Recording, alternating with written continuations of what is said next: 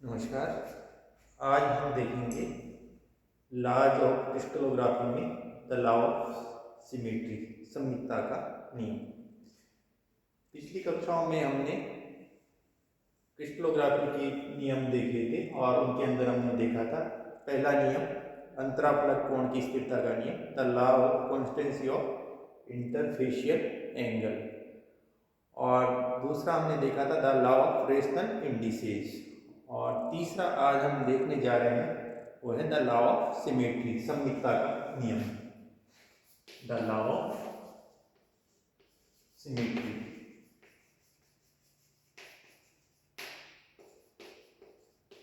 सममितता का नियम। इसमें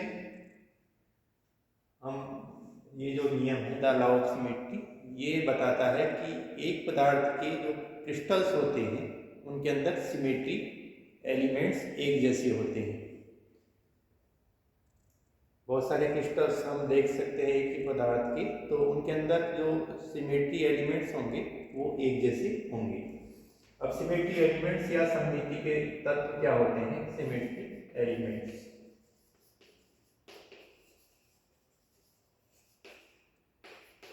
सममिति के तत्व जो हम इस चैप्टर में देखने जा रहे हैं, एक है प्लेन ऑफ सिमेट्री,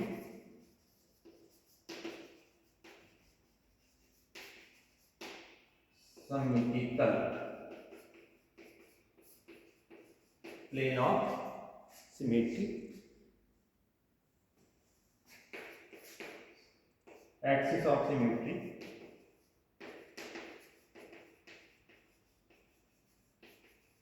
सममिति अक्ष,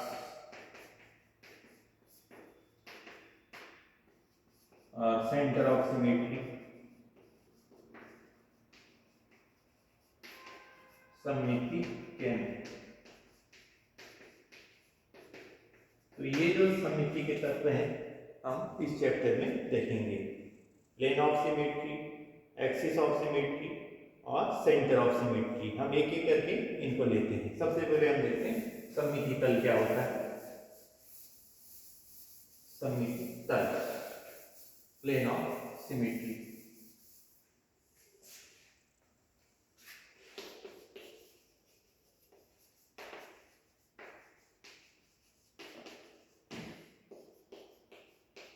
सममिति तल, देखिए ये जो सिमेट्री एलिमेंट्स होते हैं ये काल्पनिक होते हैं। काल्पनिक का मतलब ये है कि ऐसा कोई तल काल्पनिक तल है, या हम सममिति के अंदर देखेंगे तो वो काल्पनिक बिंदु है, या सममिति अक्ष देखेंगे तो वो काल्पनिक रेखा है। तो सममिति तल ऐसा काल्पनिक तल है जो किसी वस्तु को दो बराबर भागों में बांटता हो और एक भाग दूसरे का मिरर इमेज हो, दर्पण प्रतिबिंब हो, तो वो ऐसा सममिति तल कहलाता है, प्लेन ऑफ सिमेट्री या मिरर इमेज कहलाता है। तो देखिए जैसे ये ए है, इसके अंदर सममिति तल कहाँ से पास होगा? ये वाला, इसको बिल्कुल बाइसेक्ट करता हुआ जो तल है, इसमें ये जो इसका ये वाला पोर्शन है ये इसका मिरर इमेज होगा। अगर आप मिरर यहाँ रख दें बीच में तो इसका जो मिरर इमेज बनेगा वो ये वाला होगा, इसका ये वाला होगा। तो ये इसके अंदर प्लेन होगा, सममिति तल होगा, मिरर इमेज, मिरर प्लेन होगा। ऐसे बी के अंदर देखें तो ऐसे ये यहाँ से पास होगा, इसका जो मिरर इमेज होगा अगर दर्पण में हम देखेंगे इसको तो ऐसा दिखेगा, इसको देखेंगे तो ऐसा दिखेगा। तो दो बराबर भागों में बांटेगा, एक भाग दूसरे का मिरर इमेज होगा। इसी तरह से हम देखिए सी और डी, इनके अंदर भी ऐसे हम देखते हैं। आप क्यूब के अंदर, ये क्यूब होता है घन, इसके अंदर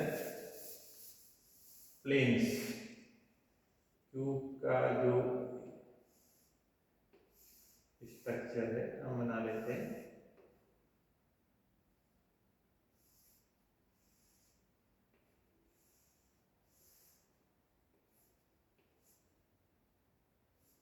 देखिए जैसे ये ट्यूब है, ए बी सी डी हम ऐसे प्रदर्शित कर लेते हैं, ई एफ जी एच। अब इसमें सममिति तल कहाँ से पास होंगे? देखिए इसमें दो प्रकार के सममिति तल हैं, एक तो समकोणीय और एक विकर्ण। पहले हम देखते हैं समकोणीय या रेक्टेंगुलर प्लेन ऑफ सिमेट्री।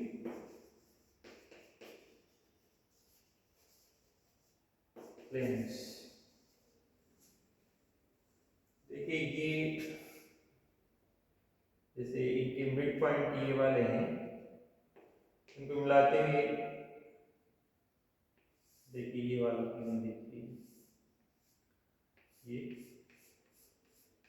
जो इसको बिल्कुल ऐसे बाइसेक्ट कर रहा है, दो बराबर भागों में बांट रहा है, एक भाग दूसरे का मिरर इमेज होगा। ऐसे ही देखिए ये जो पॉइंट है, इनमें से पास होता हुआ जो प्लेन होगा ये वाला, ऐसा ये दूसरा रेक्टेंगुलर प्लेन होगा। ऐसे ही ये जो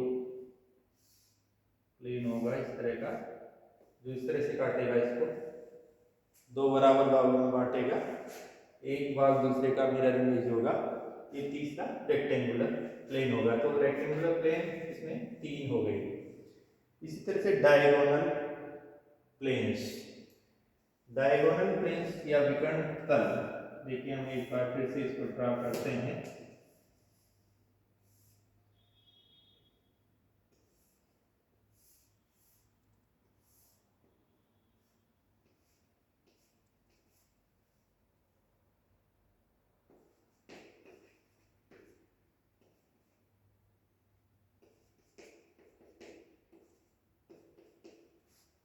अब इसके अंदर ये देखिए जो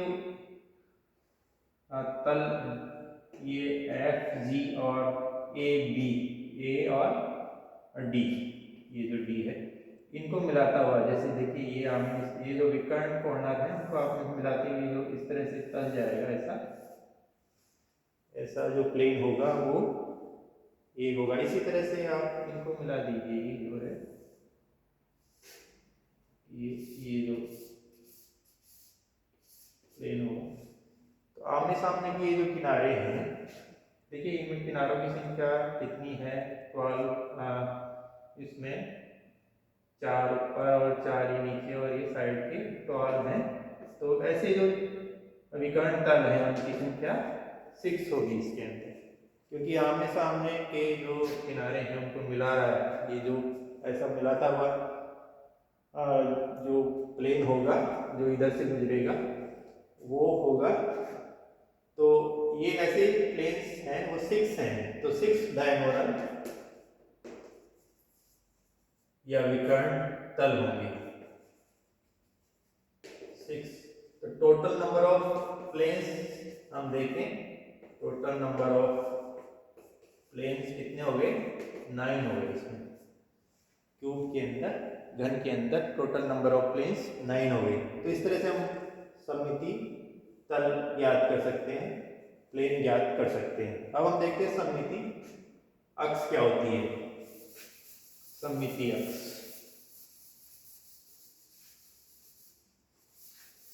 the axis of symmetry।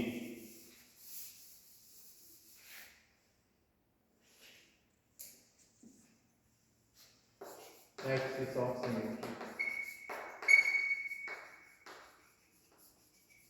सममिति अक्ष ऐसी काल्पनिक रेखा जो उस वस्तु या क्रिस्टल से गुजरती है और उसको अगर हम 360 से रोटेट करें तो एक से अधिक बार वो अपना इक्विवेलेंट कॉन्फ़िगरेशन प्राप्त करती है, उसका जैसा विन्यास था वैसा प्राप्त करती है। जैसे इसको समझने के लिए ये देखिए, जैसे एक ट्रायंगल है, त्रिभुज है, जिसकी तीनों भुजाएं बराबर हैं और ये एक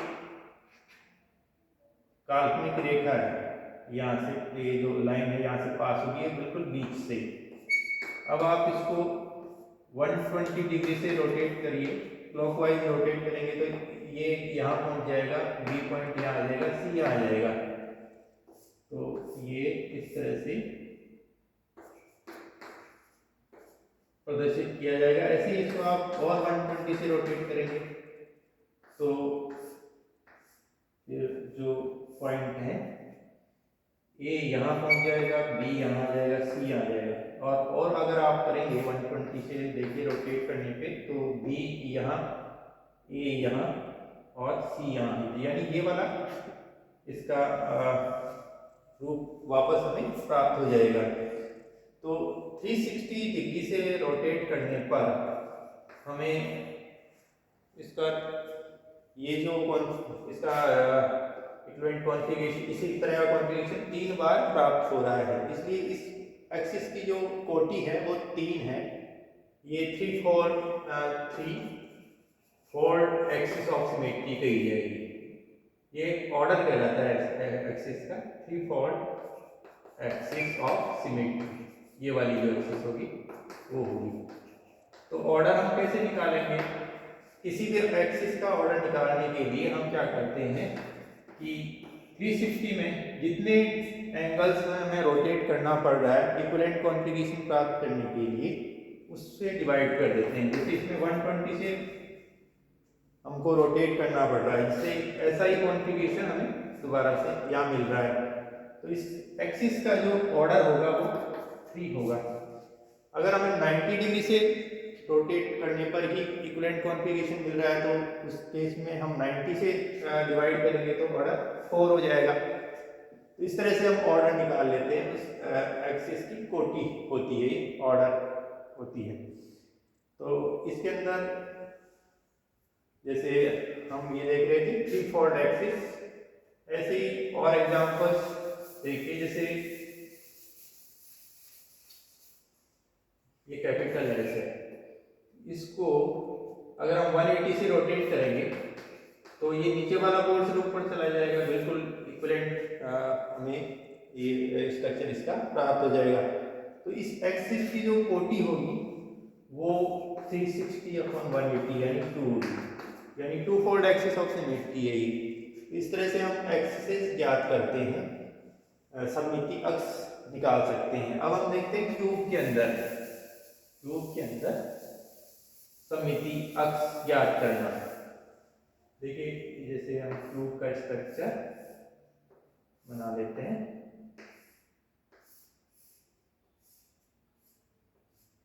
ये क्यूब है। अब इसमें सममिति अक्ष निकालते हैं। एक देखिए, ये जो बिल्कुल आमने सामने के फलक है उनके बीच वाला पॉइंट देखिए, और उस बीच वाले पॉइंट में से पास होती हुई लाइन देखिए, ये वाली। इससे अगर आप इससे आप 90 डिग्री से रोटेट करेंगे तो रोटेशन के बाद में इक्विवेलेंट कॉन्फ़िगरेशन हमें मिल जाएगा। इसका जो विन्यास यहाँ है वैसा का वैसा मिल जाएगा। तो हम कह सकते हैं कि इसके अंदर ये 360/90 यानी 4 फोल्ड एक्सिस ऑफ सिमेट्री है। और ऐसी एक्स कितनी होंगी, हम इनको ज्ञात करने के लिए फलकों की टोटल संख्या देख लेते हैं। आमने सामने के फलक के बीच का जो पॉइंट है उनको मिलाने से ये इस तरह की अक्ष प्राप्त हो रही है। इसलिए फलकों की संख्या हम देख लेते हैं। देखिए आमने सामने के ये ऊपर नीचे के 2 और 4 ये 6 हो गए, यानी 6/2 तो 3। ऐसी 3 एक्सिसेज होंगी। 4 फोल्ड एक्सिस ऑफ सिमेट्री इसके अंदर 3 होगी। 4 फोल्ड एक्सिसेज कितनी होंगी? 3 नंबर ऑफ 4 फोल्ड एक्सिसेज। अब हम देखते हैं इसके अंदर और भी एक्सिसेज हैं। जैसे इसमें C3 इसमें जो 3 फोल्ड एक्सिस ऑफ सिमेट्री भी है और 2 फोल्ड एक्सिस ऑफ सिमेट्री भी है। अब हम देखें, अगर ये आमने सामने के जो कोने हैं, जैसे विकर्ण कोने, ये वाला और ये वाला, इनको मिलाती हुई जो रेखा जाएगी उससे अगर हम 120 से रोटेट करेंगे तो हमें वैसा ही विन्यास प्राप्त होगा, मतलब इक्विवेलेंट कॉन्फ़िगरेशन प्राप्त होगा। 120 से रोटेट करने पे मिल रहा है, इसलिए हम कहेंगे ये 3 फोल्ड एक्सिस ऑफ सिमेट्री है। और इनकी संख्या देखिए कितनी होगी, इस तरह के ये देखिए जो इनके कोने हैं कितने हैं ये, इसमें ये 4 एंड 4 इस तरह के जो है, तो ये 8 है, 8/4। तो इस तरह की ये जो लाइन होगी, नंबर ऑफ 3 फोल्ड एक्सिसेस, इनकी संख्या कितनी हो जाएगी 4।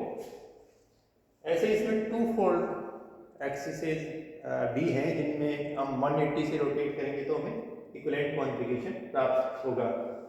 जैसे ये जो ये इसका एक किनारा है, इसके बीच का जो पॉइंट ये वाला देखिए, और यहाँ बिल्कुल सामने का बीच का पॉइंट ये, इनमें से पास होती हुई जो लाइन होगी वो 180 से अगर उसको रोटेट करेंगे उस लाइन के थ्रू, तो हमें इक्विवेलेंट कॉन्फ़िगरेशन प्राप्त होगा। तो ऐसी जो लाइन्स होंगी उनकी संख्या देखिए आप, वो होगी 12/2 यानी 6।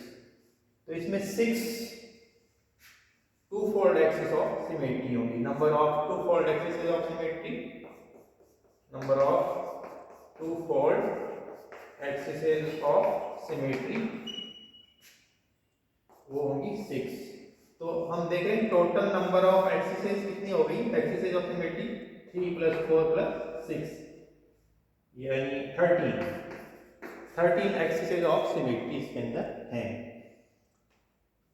अब हम देखें 9 प्लेन है, 13 एक्सिसेस हैं, और हम देखते हैं सेंटर ऑफ सिमेट्री। ये सेंटर ऑफ सिमेट्री क्या होता है, देखिए सममिति केंद्र, सममिति केंद्र, centre of symmetry.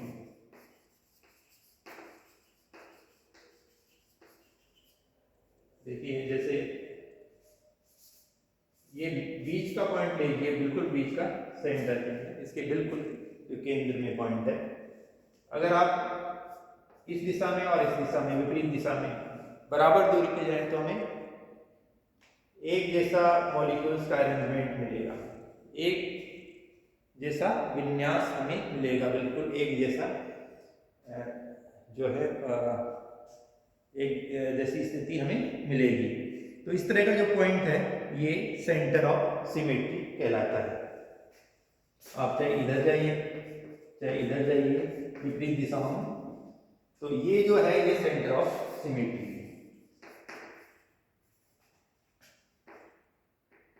Centre of symmetry, सममिति केंद्र।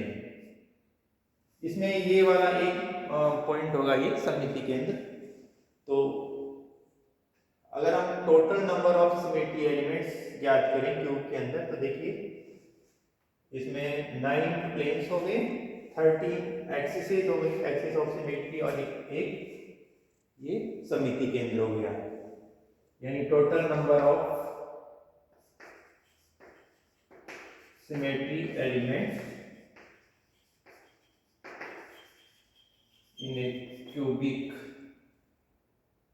यूनिट सेल कितने हुए, 9 + 13 + 1 ये 23। तो 23 सिमेट्री एलिमेंट्स इसके अंदर हैं। कई बार एग्जाम के अंदर ये पूछा जाता है कि ये symmetry elements cubic unit cell में कितने होते हैं, इस तरह से हम ज्ञात कर सकते हैं।